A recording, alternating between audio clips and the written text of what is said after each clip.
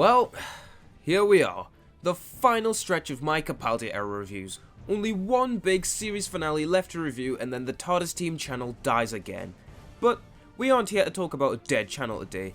Today, we're here to talk about World Enough and Time, and after 4 straight reviews of shitty episodes ranging from an astounding meh to an utter catastrophe, I'm finally reviewing another good episode of Doctor Who again. Not that it's been that long since I did Extremis, but you know what I mean. Because World Enough and Time has always been one of my favourite Capaldi episodes, and besides 2 glaring flaws with this story, it's easily the best Series 10 episode, and one of the greatest Cybermen stories ever made. And despite the Doctor Falls being a massive character-ruining, irredeemable piece of shit, this part on its own, like every first part to a Moffat finale, is pretty great. Why do you think I just did that sentence of praise in such a weird tone? Let's begin.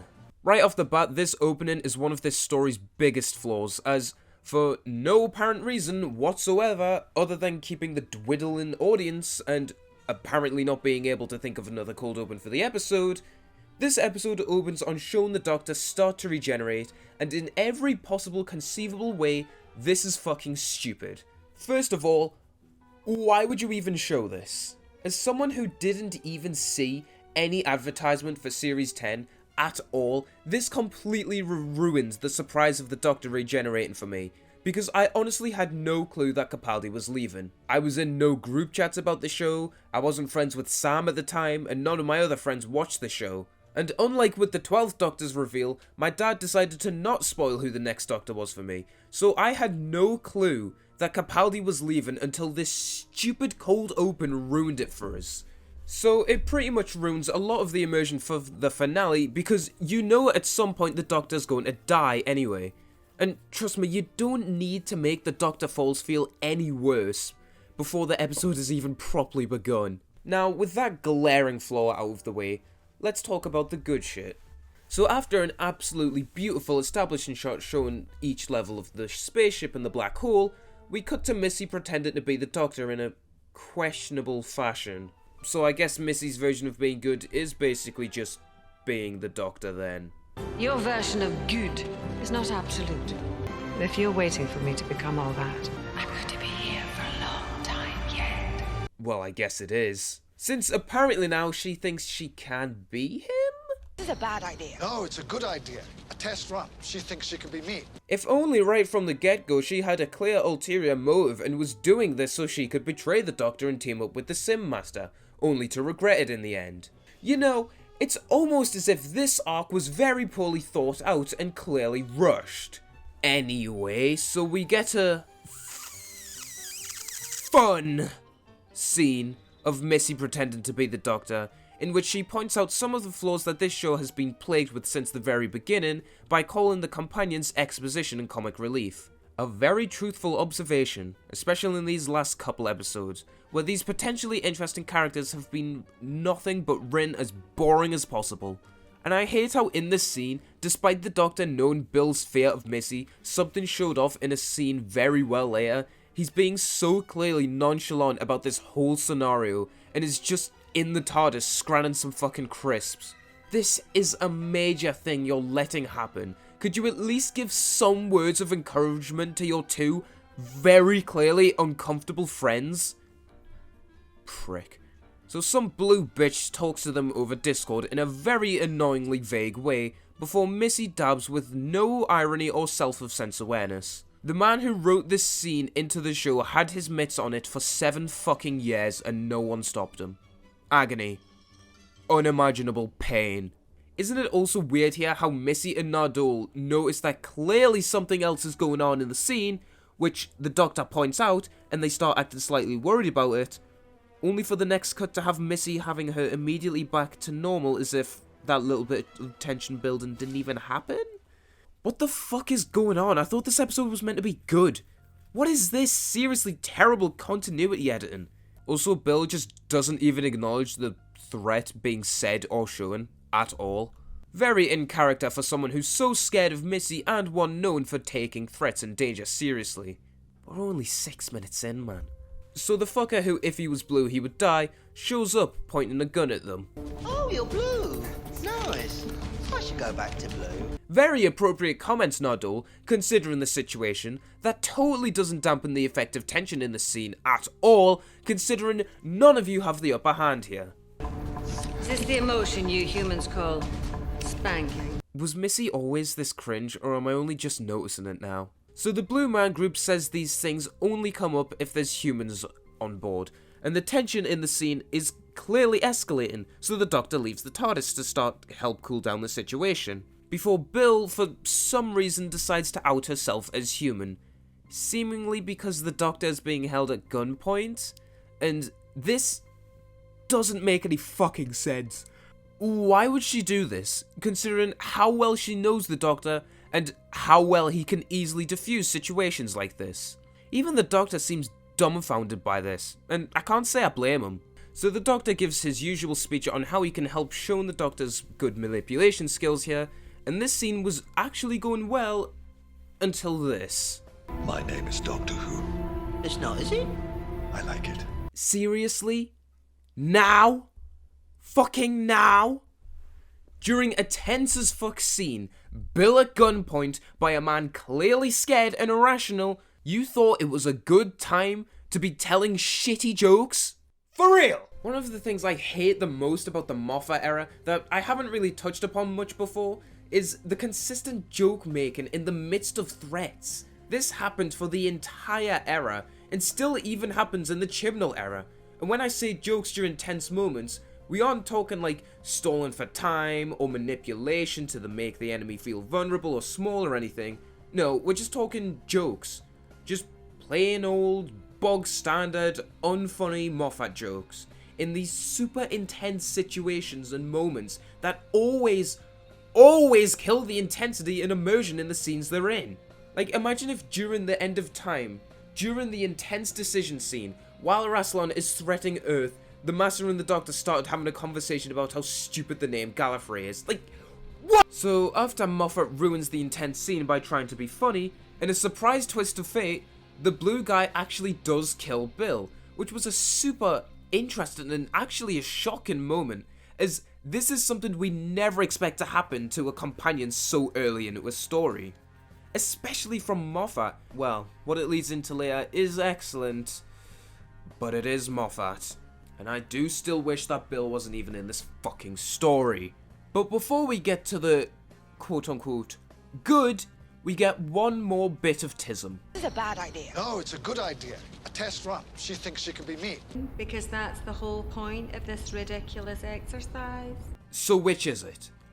Are you trying to be good by being like the Doctor? Something you said yourself you wouldn't do because his version of good is an absolute? Or is this something you're being forced to do because of your staying in the TARDIS? Moffat, just make up your fucking mind on what you want to do with this character. So after we see Bill die, we see the build up to how this contrived scenario happened in the first place. And I actually do kind of like some of these scenes, as they explore why Bill and Nardole seem so annoyed throughout this whole scenario. However, this does just then beg the question as to why they were even dragged on this in the first place. I get that Moffat wanted to have his little subversive moment of Missy being the Doctor with the Doctor's companions, but seriously, in universe, what is the reason for needing Bill and Nardole in this situation? Considering that Missy's apparent goodness is only to appeal to the Doctor, and clearly no one else, an actual consistent part of the new Who Masters characters, what relevance could Bill and or Nardole serve on this mission? In fact, wouldn't it make more sense for Missy to do these tests by herself to prove how good she is at being the Doctor? Oh well.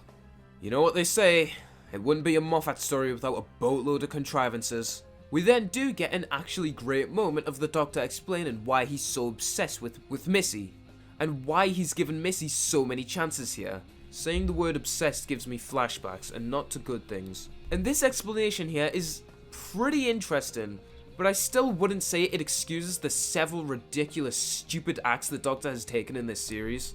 But it is better than no explanation at all, but still, that doesn't mean that the 12th Doctor isn't an idiot, because he most certainly is.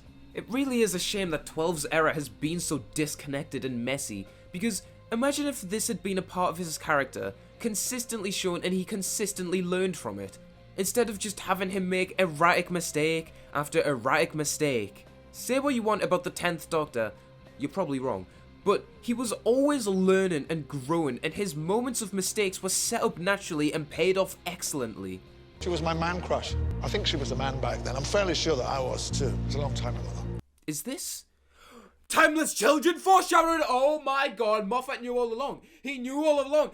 How could he do this? The Doctor then makes some incredibly based comments about humans being too obsessed with gender and its stereotypes, and then Bill claps back with saying they're called Time Lords. Even though women can also be considered as lords?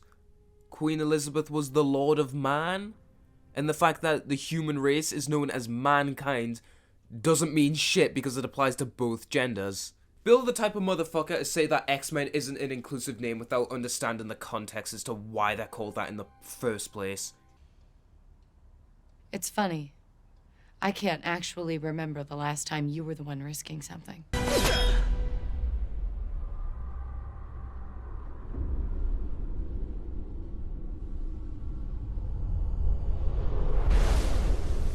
And by the way, the women are always saving the men around here. You might want to think about changing the name to X-Women. See, now that's some bullshit. Shut the fuck up. And you think that if she did, she'd change? I know she would. You're a bloody idiot. You know that, yeah? Based Bill's final outing? Seriously, it's almost as if Moffat has self-awareness of how poorly he's handled the absolute talent of Peter Capaldi by giving him one of the most inconsistent, poorly written Doctors that we have. We then get the best part of this scene, when the sad part of the score tenses up as we cut between the Doctor and Bill talking about her safety while we're being reminded of her awful fate, shot down without any chance of survival. It's a nice bit of dramatic irony here, is that despite Bill's fear of Missy, it wasn't Missy who got her killed.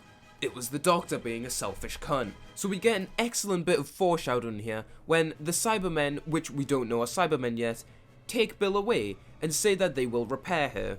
The reason this works so well is because of two things. First of all, this is the sort of subversion that can make mystery episodes great on a rewatch as well. Because right off the bat, these voices actually do sound like Cybermen, but they aren't so much like Cybermen that it's immediately recognizable. And also because at this point we'd had 11 years of them stomping around and looking futuristic, no one would suspect that these primitive things were Cybermen because of our preconceived notions in New Who. Making initial and repeat viewings very satisfying to watch, knowing this detail. And it also works because of them saying they will repair her, and because we don't immediately know that, this means that they're going to turn Bill into a Cyberman. It makes the reveal and build up through this episode excellent, as it's very well placed the whole time, and I think there's enough breadcrumbs sprinkled throughout so that the largest of brain audience could figure out what's going on. But it's still an engaging thing to watch unfold, even if you don't know that. Have we just had an absolutely excellent moment? And this is the Moffat era with plenty of contrivances already. There's bound to be one to pop up soon enough, right? Oh, the Doctor left a message in Bill's subconscious? Didn't know he could do that the way it's shown in this story, but the message is a little short, so maybe this can be excused.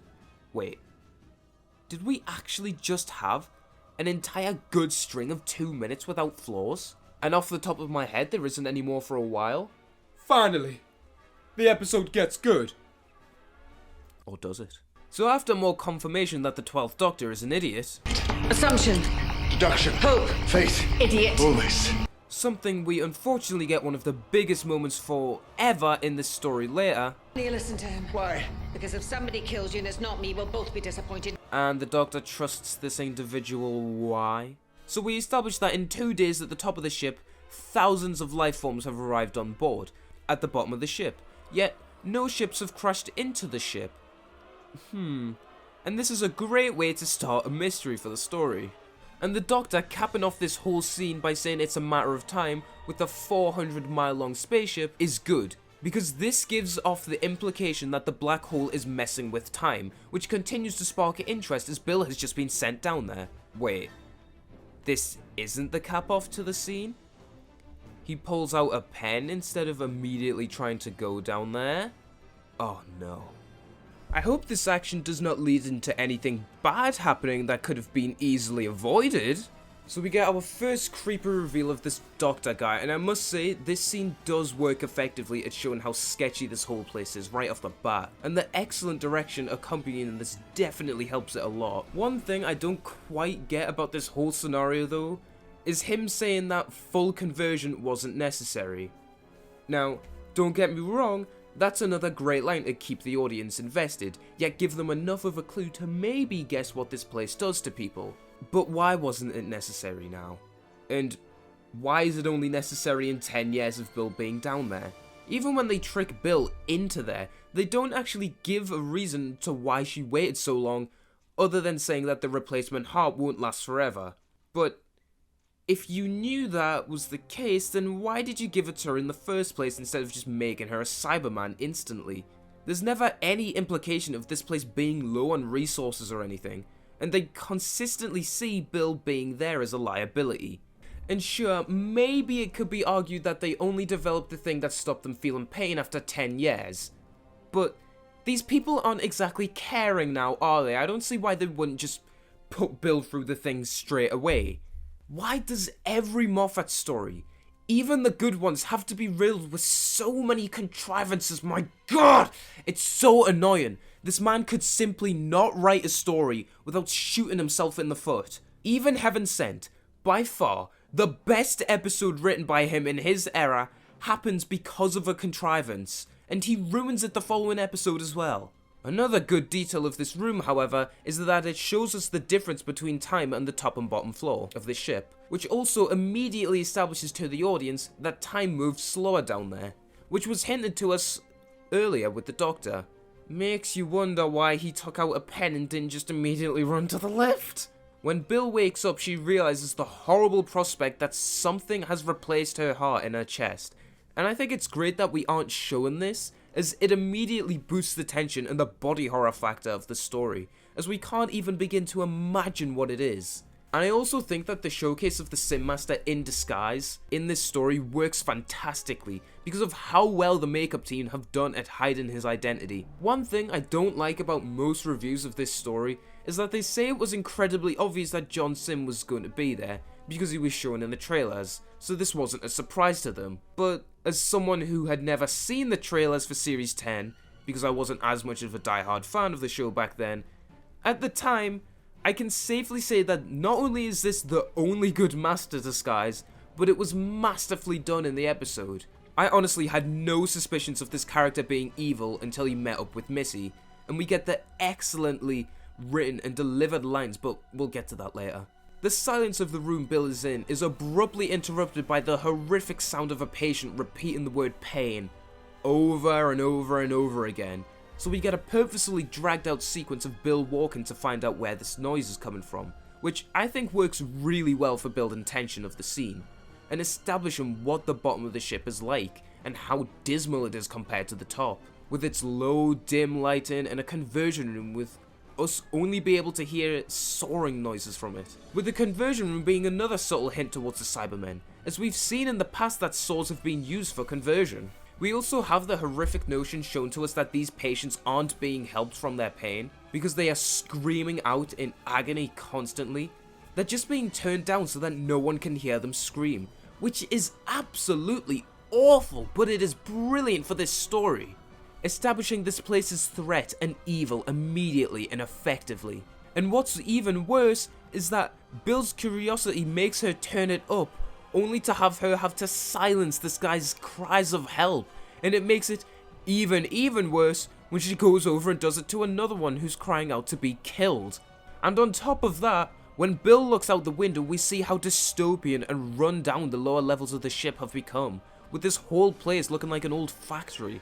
And on top of that, one of the patients goes to take Bill down before she's saved by God in disguise. Holy shit, where did all that excellent world building and brilliant tension building come from, after almost 20 straight minutes of Moffat contrivance? And not to mention that some of these moments are also excellent for the build-up reveal of them being Cybermen as well. So God takes Bill to his lair. Positive attitude will help with the horror to come. even when not playing the Master, John Sim never fails at being one of the most charismatic actors around. So after God explains to Bill where she is and why she has the new heart, and once again explains why time is moving slower at the top of the ship, we cut back to the Doctor, who, for some reason, is explaining to the audience seemingly, once again, that time is moving slower at the top of the ship and faster at the bottom. And this, believe it or not, is the most damaging thing about this story. Well, this part of the story. Because, really think about this here. The Doctor has absolutely no reason to explain this in this scene. Not only have the audience been given more than enough clues and direct explanations of this already, the Doctor knows that Bill is down there and that time is moving faster for her. Why the fuck is he wasting so much time explaining this? Missy and probably Nardole already know this. They are both very intelligent characters, and even if they hadn't figured it out yet, explain it to them on the lift down, you fucking irresponsible, simple-minded, empty-headed prick! Because of the Doctor's stupid actions in this scene, Bill gets turned into a fucking Cyberman, and you might be thinking, the guy who, if he was green he would die, held him at gunpoint. What is the Doctor meant to do with that? Generations for them. What are these? Sorry, pressed for time. I think that answers that question, so all I really have to say is, why is the 12th Doctor consistently such a fucking stupid character? Oh my god! There are so many times in this era where he does things so ridiculously stupid and out of character, it honestly makes me question how Moffat was allowed to continue writing this show for so long. So we get a scene which only reinforces my criticism of why they didn't convert Bill earlier, since she's clearly a nuisance to the woman in charge. So we get yet another cutback to the Doctor showing him continuing to be stupid, before we get another great tension building moment as we see the patient slowly turn to stare at Bill as she opens the window, only for them to turn back as she closes it. This moment doesn't really have much relevance to the grand scheme of things, but it does work quite effectively at keeping the tension up. Unfortunately though, after that we get shown the Doctor's message to Bill, somehow still just popping up randomly. How much longer, Doctor? How many more years? Good question, Bill. Very good question. This selfish prick has left her down there to rot for actual years and never shows any remorse for it. Why is the 12th Doctor almost up there with 13 for being a Doctor who's just straight up a bad person? Another brilliant breadcrumb towards these things being Cybermen is shown when the Master says that everyone is dying and that those patients are the future, which is very similar to something that the Cybermen would say all the time, but not too similar to the point where it's obvious. One thing I do commend about this part of the story, and pretty much only this part of the story, is that the Sim Master's manipulation of Bill throughout is one of the only times during this finale that the Sim Master is actually used effectively, because his manipulation of Bill is actually very well done throughout. And in one of the only good scenes with him in The Doctor Falls, we get a payoff to this 10 years of fuckery that actually makes him feel somewhat in character. Keyword being somewhat, because it's not fully, but more on that later. But the point being that in this part of the story, they use him brilliantly, and I think the next scene of the episode perfectly exemplifies that, when we see him in this oddly terrible CGI city talking to Bill about why upgrading is necessary to survive. And this is some good manipulation from the Master, almost assuring Bill that one day they will escape. But this does raise some questions that just aren't answered. While I do like here that they do actually explain why there's Cybermen in the farm next episode, and why the episode is mostly set there, but you think they would have tried again by now, considering how long they've been down there. And another question is how much involvement does the Master have in this plan? Because the next episode acts as if him turning Bill into a Cyberman was part of his plan, and he did it just to fuck with the Doctor. But then it's also established in the next episode that he ruled in this place until he was eventually overthrown, which would never happen by the way.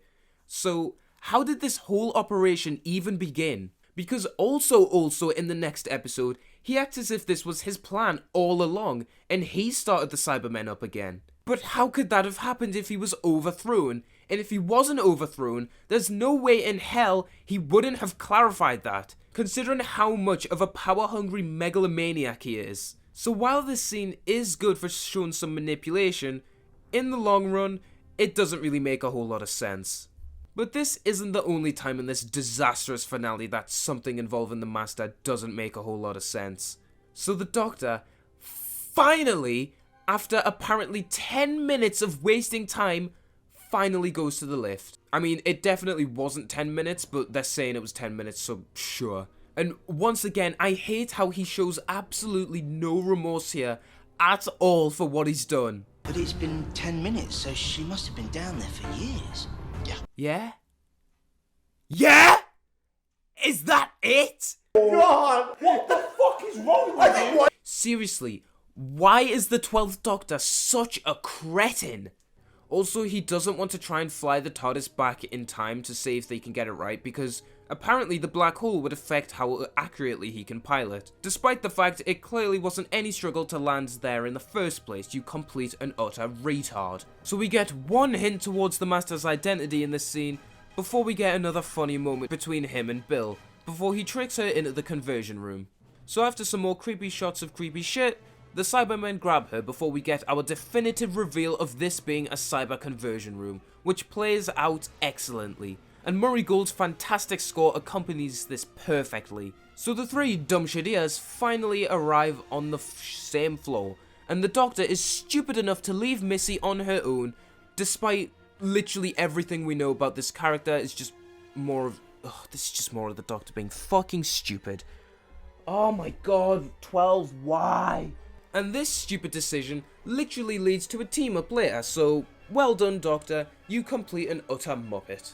So two scenes play alongside each other until they coincide in an excellent way to form one of the best cliffhangers in this show's history. So I'm going to do the Doctor part first.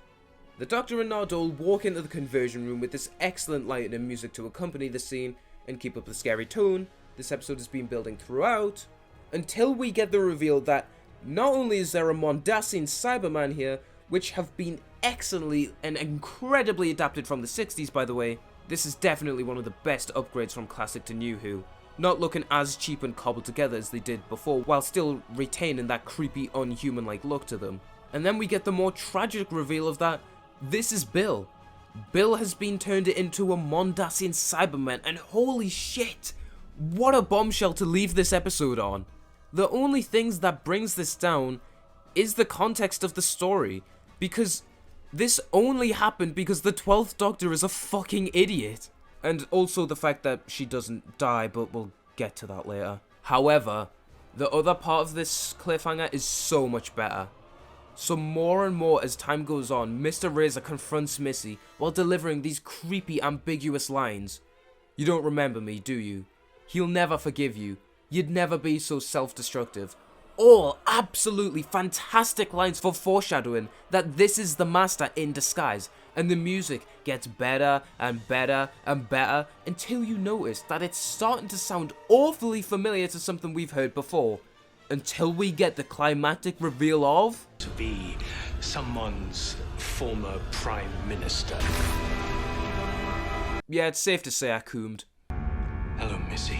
I'm the Master. I'm very worried about my future. Give us a kiss.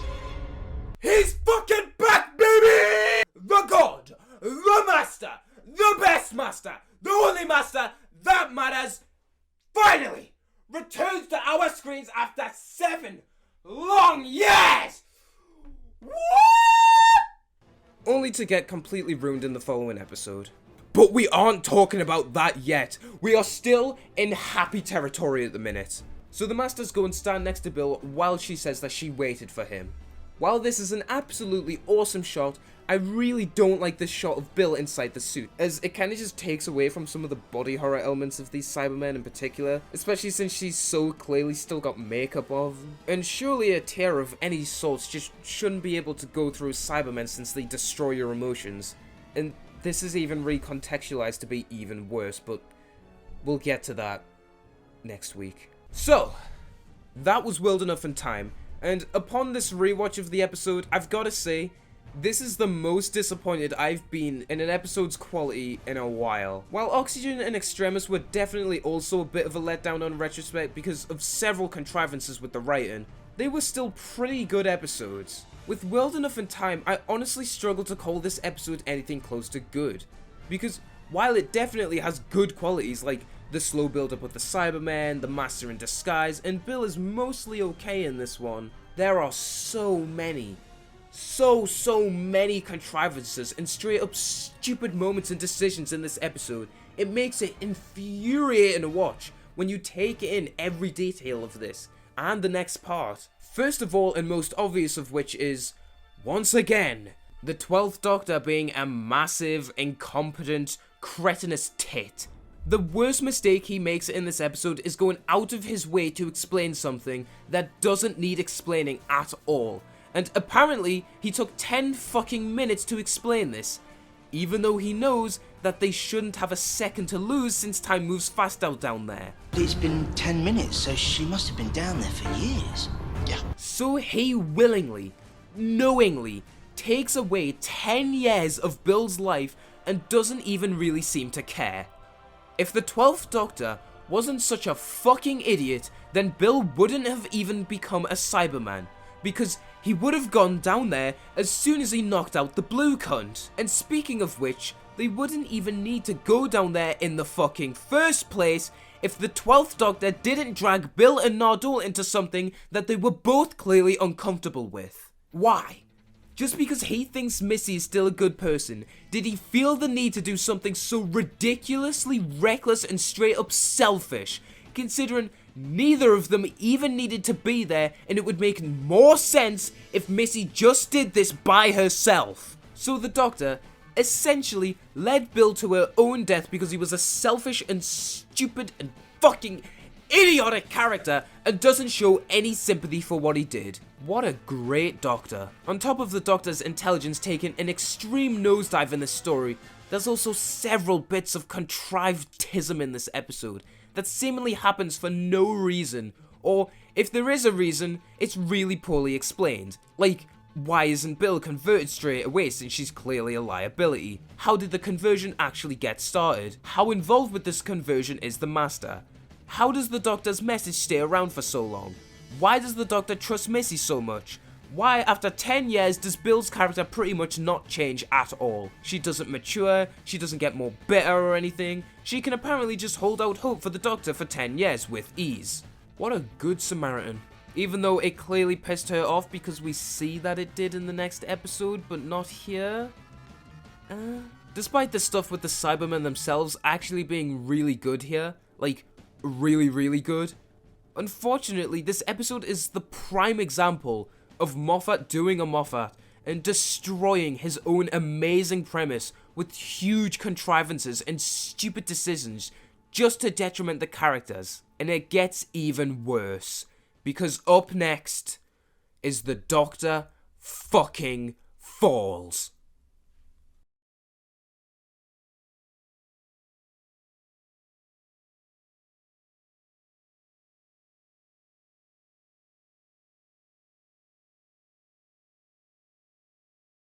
If the 12th Doctor wasn't such a fucking idiot, then Bill wouldn't have been